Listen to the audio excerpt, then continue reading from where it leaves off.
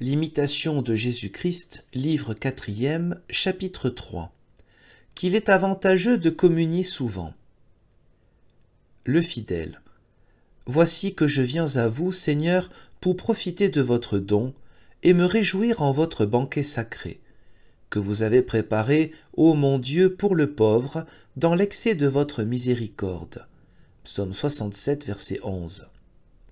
En vous je trouve tout ce que je puis et tout ce que je dois désirer. Vous êtes mon salut et ma rédemption, mon espérance et ma force, mon bonheur et ma gloire. Comblez donc aujourd'hui de joie l'âme de votre serviteur, parce que j'ai élevé mon âme vers vous, ô Seigneur Jésus. Psaume 85, verset 3. Je désire maintenant vous recevoir avec dévotion et avec respect. Je souhaite vous faire entrer dans ma maison, pour mériter d'être béni de vous, comme Zachée, et d'être mis au nombre des enfants d'Abraham. Luc 19, 2. Mon âme brûle du désir de recevoir votre corps. Mon cœur souhaite d'être uni à vous. Donnez-vous à moi et c'en est assez, car hors de vous, toute consolation ne m'est rien. Je ne puis être sans vous, ni vivre sans être visité de vous. Ainsi, il faut que je m'approche souvent de vous et que je vous reçoive comme le remède de mon salut, de peur que je ne tombe en défaillance dans le chemin, si je suis privé de cette nourriture céleste.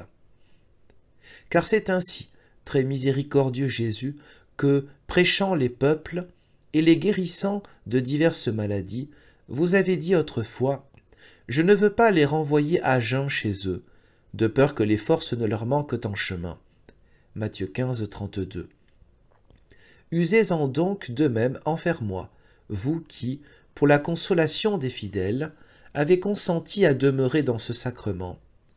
Car vous êtes la douce nourriture de l'âme, et celui qui vous mangera dignement sera participant et héritier de la gloire éternelle.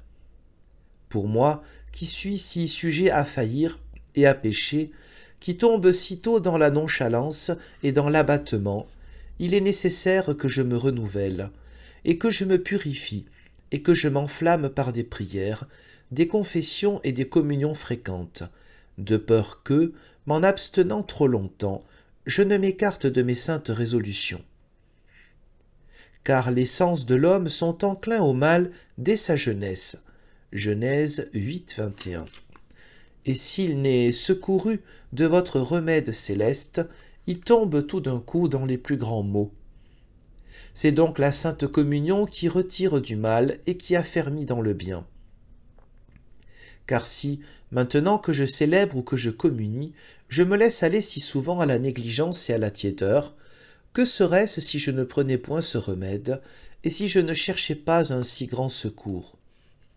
Et quoique je ne sois pas tous les jours en état ni assez bien disposé pour célébrer, j'aurai soin cependant de recevoir les saints mystères au temps convenable, et de me rendre participant d'une si grande grâce.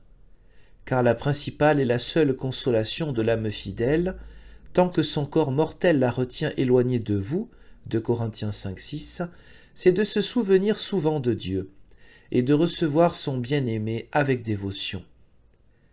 Ô merveilleux effet de votre tendresse envers nous, que vous, mon Seigneur et mon Dieu, qui donnez l'être et la vie à tous les esprits, daignez venir dans une pauvre âme et rassasier pleinement sa faim de toute votre divinité et de toute votre humanité.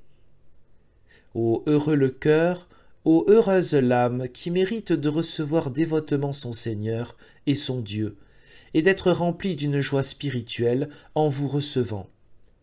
Ô que le Seigneur qu'elle reçoit est grand, que l'hôte qu'elle loge est aimable, que le compagnon qu'elle se donne est agréable, que l'ami qu'elle se fait est fidèle, que l'époux qu'elle embrasse est beau et noble, et infiniment plus digne d'être aimé que tout ce qu'il y a d'aimable et tout ce que l'on peut désirer. Que le ciel et la terre, avec tous leurs ornements, se taisent devant vous, ô mon très doux et bien-aimé Jésus, parce que tout ce qu'ils ont de mérite et de lustre est un bienfait de votre libéralité, et qui n'approcheront jamais de l'éclat de votre nom, vous, dont la sagesse est infinie. Psaume 46, Psaume 146, verset 5.